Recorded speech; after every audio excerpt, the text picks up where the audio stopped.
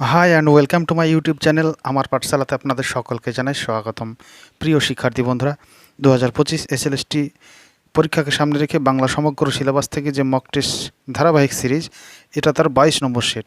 আর এখানে মোট 30টি প্রশ্ন রয়েছে এমসিকিউ আকারে, সম্পূর্ণ আধুনিক সাহিত্য থেকে। তো প্রশ্নের সংখ্যা যদিও কম, কিন্তু প্রশ্নগুলি খুবই গুরুত্বপূর্ণ এবং ইউনিক টাইপের। তো পুরো ভিডিওটি দেখলে অবশ্যই উপকৃত হবেন। তো আজকের প্রথম প্রশ্ন, শরৎচন্দ্র চট্টোপাধ্যায়ের প্রথম উপন্যাসটি বড় দিদি, এটি কোন পত্রিকায় প্রকাশিত হয়েছিল? এক্ষেত্রে সঠিক উত্তর কোনটি? ভারতী, প্রবাসী, দেশ, পরিচয়। সঠিক উত্তর হয়ে যাবে অবশ্যই অপশন এ, ভারতী পত্রিকায়।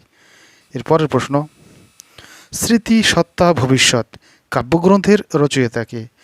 এক্ষেত্রে সঠিক উত্তর হয়ে যাবে অপশন সি, বিষ্ণু দে। এরপরের প্রশ্ন, জাতি, সংস্কৃতি ও সাহিত্য প্রবন্ধটি কার রচনা? প্রমথ চৌধুরী, সুনীতি কুমার চট্টোপাধ্যায়, বিনয় ঘোষ, রাজশেখর বসু। এক্ষেত্রে সঠিক উত্তর হয়ে যাবে অপশন বি, সুনীতি কুমার চট্টোপাধ্যায়। এরপরের প্রশ্ন, তারাশঙ্কর বন্দ্যোপাধ্যায় গণদেবতা উপন্যাসের জন্য কোন পুরস্কার লাভ করেন? রবীন্দ্র পুরস্কার, আনন্দ পুরস্কার, সাহিত্য একাডেমি পুরস্কার, জ্ঞানপীঠ পুরস্কার। সঠিক উত্তর হয়ে যাবে অপশন ডি, জ্ঞানপীঠ পুরস্কার। এরপরের প্রশ্ন, মহাশ্বেতা দেবীর বর্গী আক্রমণের পটভূমিকায় রচিত উপন্যাস কোনটি? অপশন এ, নটি, 1084 মা, অরণ্যের অধিকার, আধার মানিক। সঠিক উত্তর হয়ে যাবে অপশন ডি, আধার মানিক।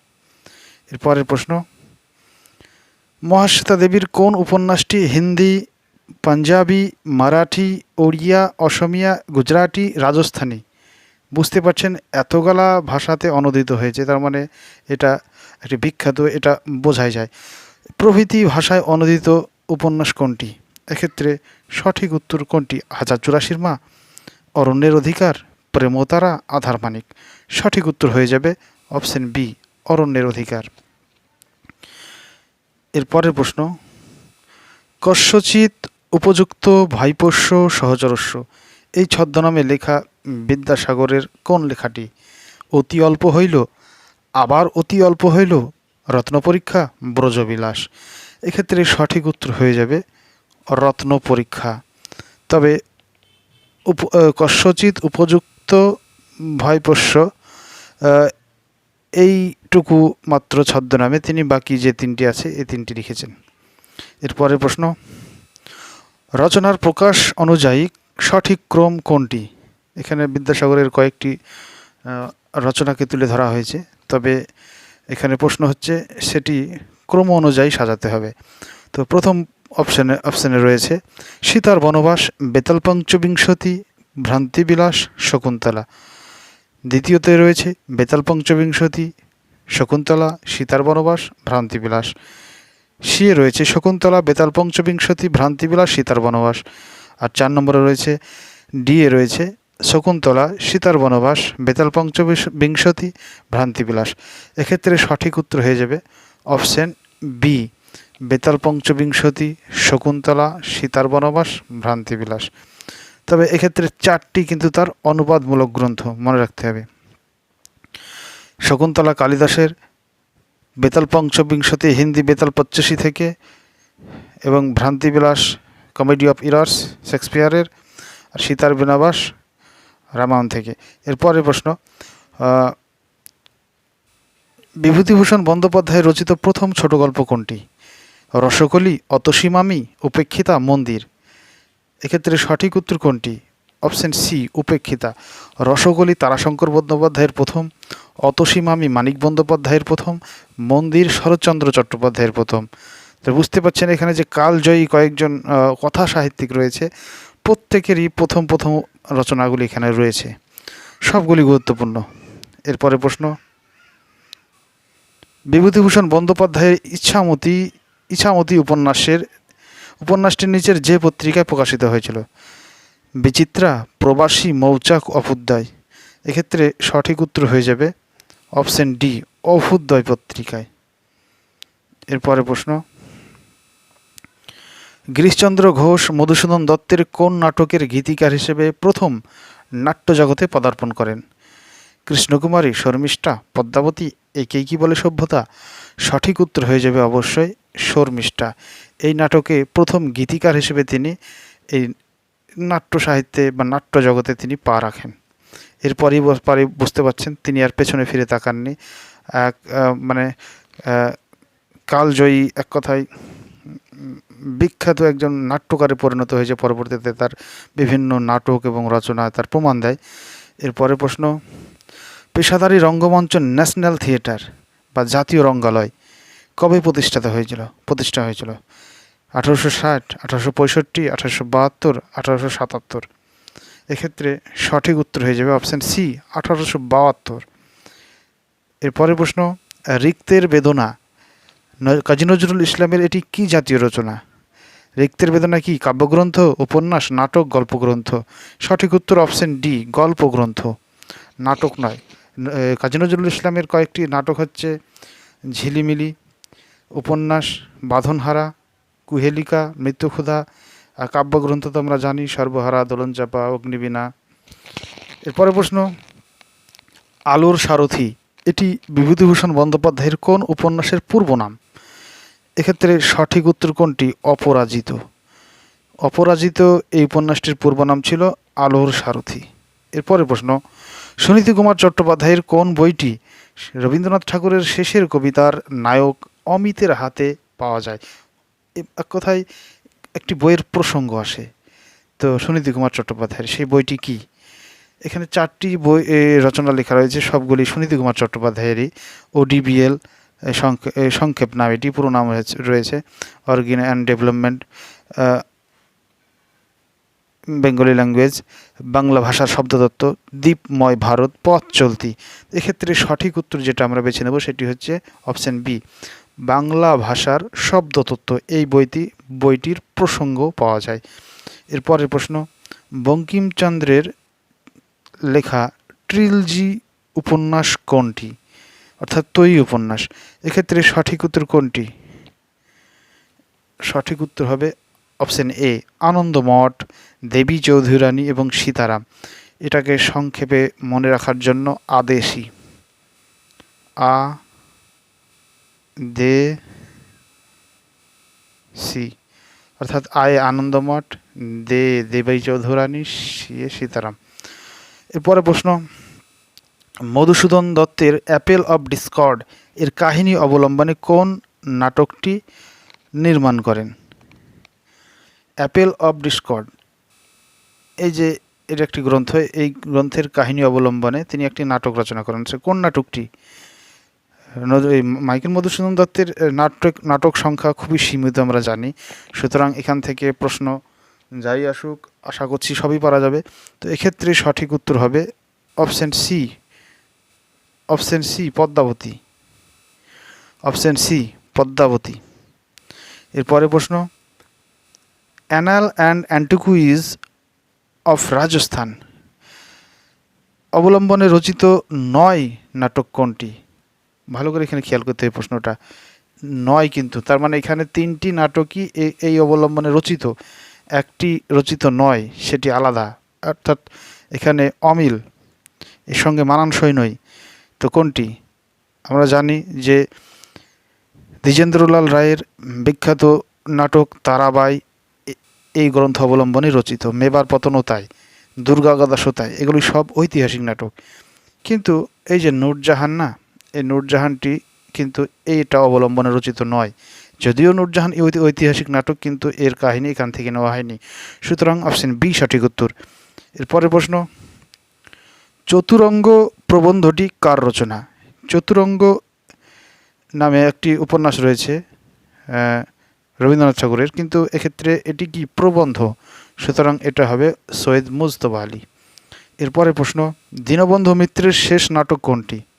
আমরা জানি দীনবন্ধু মিত্রের কালজয়ী কিছু নাট্য রচনা রয়েছে, নীল দর্পণ, সধবার একাদশী, বিয়ে পাগলা বুড়ো, জামাই বারিক, নবীন তপস্বিনী।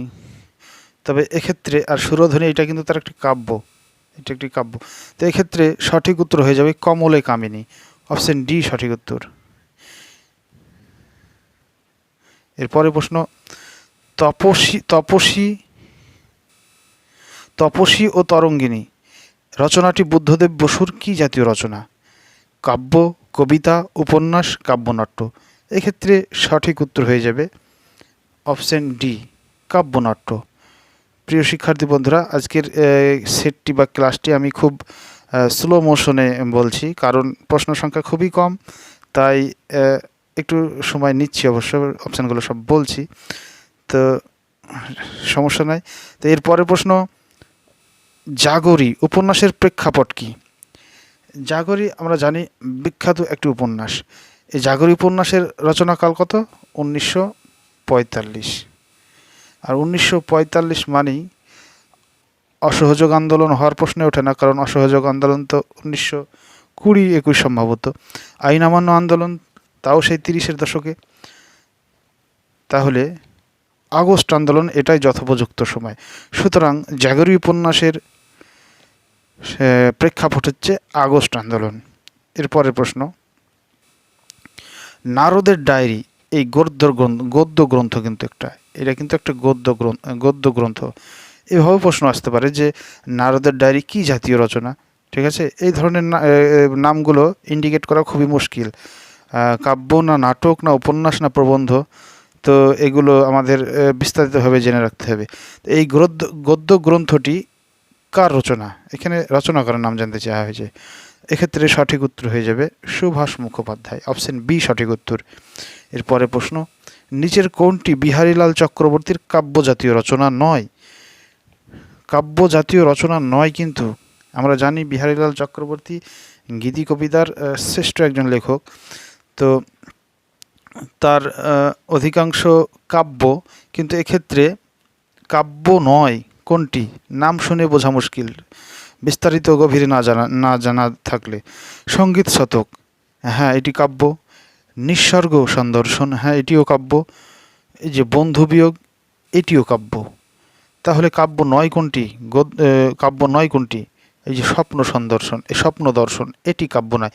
অপশন সি সঠিক উত্তর। এরপরে প্রশ্ন, বিহারীলাল চক্রবর্তীর সারদা মঙ্গল কাব্যটি কোন পত্রিকাতে প্রকাশিত হয়? বিহারীলালের কাব্যগুলি 4-5টা পত্রিকাতে প্রকাশিত হয়। তো তিনি তাহার বিভিন্ন রচনাগুলি যে সমস্ত পত্রিকাতে প্রকাশিত হয়েছে সবগুলো এই অপশানে দেওয়া রয়েছে। তো এক্ষেত্রে আরও একটি পত্রিকা ভারতী পত্রিকাও এর সঙ্গে যুক্ত হতো, কিন্তু এক্ষেত্রে 4টির বেশি আমি দিতে পারব না। সুতরাং এক্ষেত্রে তার যে সর্বশ্রেষ্ঠ রচনা সারদা মঙ্গল, তো এই সারদা মঙ্গল এটি কোন পত্রিকায় প্রকাশিত হয়? অবোধবন্ধু, মালঞ্চ, আর্য দর্শন, পূর্ণিমা। এক্ষেত্রে সঠিক উত্তর হয়ে যাবে আর্য দর্শন পত্রিকায়। এরপরের প্রশ্ন, রংমশাল পত্রিকার সাথে যুক্ত ছিলেন নিচের কোন সাহিত্যিক? রংমশাল পত্রিকার সঙ্গে যুক্ত ছিলেন অপশন ডি, প্রেমেন্দ্র মিত্র। এই প্রেমেন্দ্র মিত্র বেশ কয়েকটি পত্রিকার সঙ্গে যুক্ত ছিলেন, তার মধ্যে রংমশাল হচ্ছে একটি। এরপরে প্রশ্ন, স্ফুলিঙ্গ সমাদ্দার ছদ্মনাম আমরা জানি শক্তি চট্টোপাধ্যায়ের, রূপচাঁদ পক্ষীও তারই হয়তো। তো এখানে প্রশ্ন হচ্ছে যে স্ফুলিঙ্গ সমাদ্দার এই যে ছদ্মনাম, তো সেই ছদ্মনাম নেওয়ার পর প্রথম কোন কাব্যটি বা প্রথম কোন লেখাটি তিনি রচনা করেন? এক্ষেত্রে সঠিক উত্তর কোনটি? নিরুপমের দুঃখ। আমরা জানি কুয়োতলা তার প্রথম উপন্যাস, হে প্রেম হে নৈশব্দ এটা তার প্রথম কাব্যগ্রন্থ, ধর্মেও আছি জিরাপেও আছি এটা তার দ্বিতীয় কাব্যগ্রন্থ, আর এই যে নিরুপমের দুঃখ এটা তার প্রথম রচনা। এখানে কি সেটা দেখার বিষয় নয়, প্রথম রচনা জানতে চাওয়া হয়েছে এবং স্ফুলিঙ্গ সমাদ্দার ছদ্মনামে ইন্ডিকেট করে দেওয়া আছে, সুতরাং নিরুপমের দুঃখ এটাই সঠিক উত্তর। এরপরের প্রশ্ন অর্থাৎ 27 নম্বর প্রশ্ন, মানিক বন্দ্যোপাধ্যায়ের পুতুল নাচের ইতিকথায় উঠে এসেছে কোন প্রত্যন্ত গ্রামের জীবন্ত প্রতিচ্ছবি? এক্ষেত্রে কোনটি? মুন্সিগঞ্জ জেলার গাউদিয়া গ্রাম, পদ্মা তীরবর্তী কেতুপুর গ্রাম, কোপাই নদী তীরবর্তী লাভপুর গ্রাম, পাটুলি গ্রাম। এক্ষেত্রে সঠিক উত্তর হয়ে যাবে অপশন এ, মুন্সিগঞ্জ জেলার গাউদিয়া গ্রাম। এর পরের প্রশ্ন, জগদীশচন্দ্র বসু বঙ্গীয় সাহিত্য পরিষদ এর সভাপতিত্ব সভাপতিত্বের স্থায়িত্ব কাল কত, বা কতদিন, কবে থেকে কবে পর্যন্ত তিনি এর সভাপতি ছিলেন? এক্ষেত্রে সঠিক উত্তর হয়ে যাবে অপশন এ, 1920 থেকে 1925 সাল পর্যন্ত তিনি সভাপতিত্ব করেছিলেন এই বঙ্গীয় সাহিত্য পরিষদে। এরপরের প্রশ্ন 29-এর, বকবধপালা নাটকটি কার রচনা? বকবধপালা কার? আশাপূর্ণা দেবী, মহাশ্বেতা দেবী, লীলা মজুমদার, গিরিশচন্দ্র ঘোষ?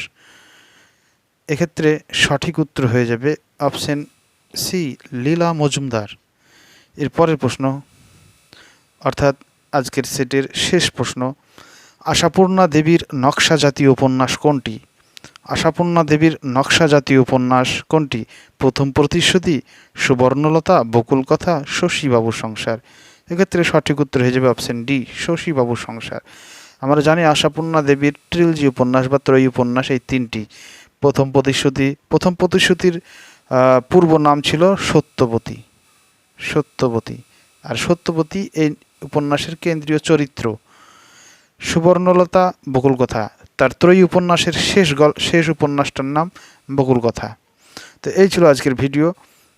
যদিও খুব স্বল্প পরিসরে এবং খুব কম প্রশ্ন সম্ভার নিয়ে সেটটি সাজিয়েছি, কিন্তু আশা করছি অনেকটাই কাজে দেবে। তো পরবর্তী ভিডিওর আমন্ত্রণ জানিয়ে আজকের মতো এখানে বিদায় নিচ্ছি। সকলের প্রস্তুতি ভালো এবং সুন্দর এবং উন্নত হোক।